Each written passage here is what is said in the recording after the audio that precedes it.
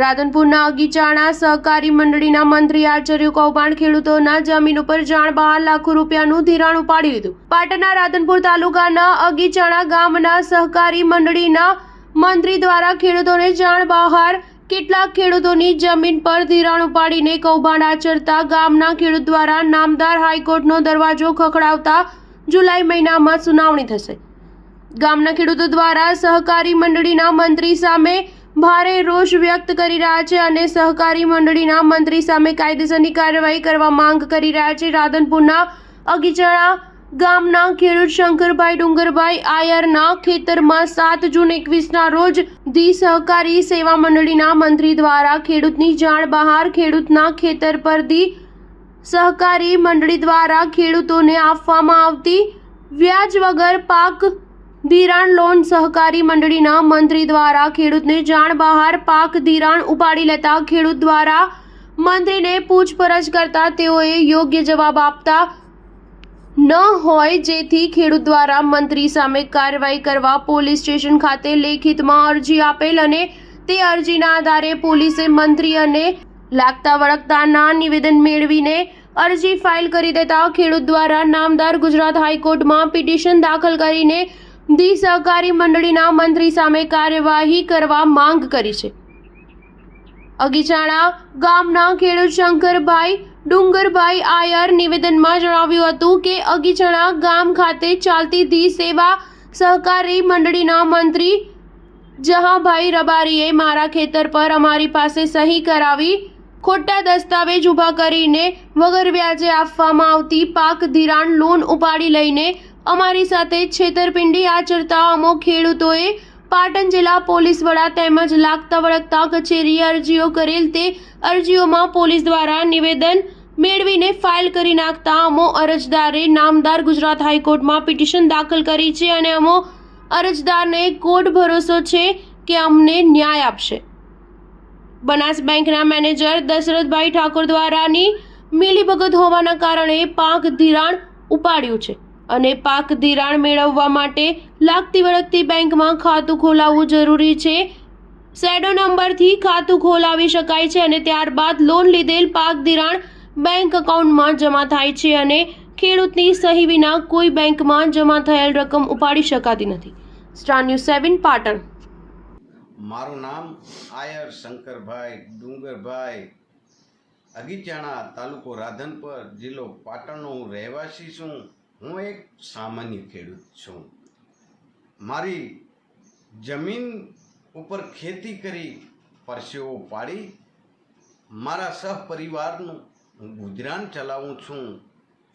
હું એક એવા સત્ય સાથે ઊભો છું કે જેને મારા જીવનનો બદલાવ લાવી દીધો છે।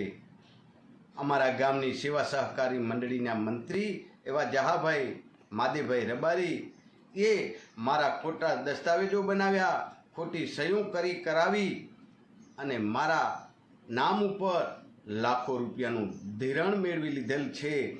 આની મને જાણ થતાં હું સંપૂર્ણ ન્યાય મેળવવા માટે સંપૂર્ણ વિશ્વાસ સાથે પોલીસ સ્ટેશન રાધનપુર દોડી ગયો અને મારી લેખિતમાં મેં ફરિયાદ આપી, પણ આ પોલીસે કોઈ આની ગંભીરતા ના લીધી અને મને ખોટા વચનો આપી મને ખોટા હેરાન પરેશાન કર્યો। આના પછી હું એસપી સાહેબને લેખિતમાં મેં ફરિયાદ આપી। એની ફોરવર્ડિંગ રાધનપુર ડીવાયએસપીને કરવામાં આવી।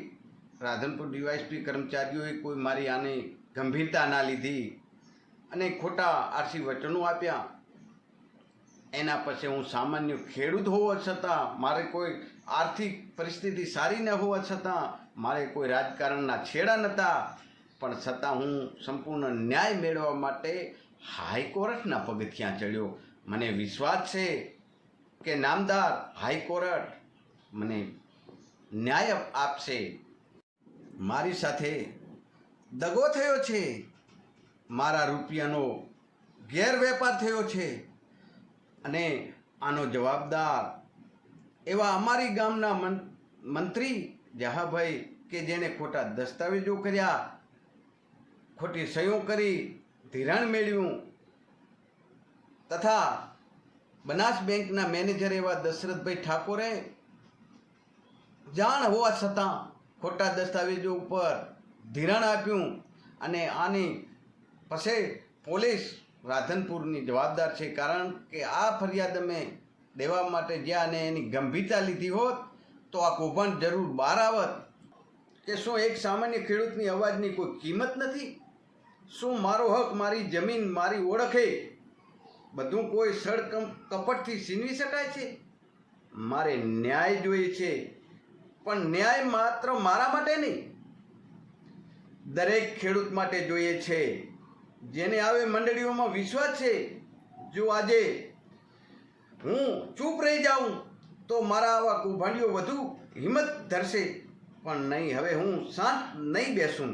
હું લડીશ, પુરાવા સાથે લડીશ, સાચા ન્યાય માટે લડીશ. અને હું ઈચ્છું છું કે જે ભાઈઓ બહેનોએ આ વાત સાંભળી રહ્યા છે તેઓ પણ મને સાથ સહકાર આપે. કેવી રીતે કોઈ ખેડૂતના નામે વિના જાણે ધિરાણ લઈ શકાય? કેવી રીતે પોલીસ ચોકસાઈ વગર ફરિયાદ રોકી શકે?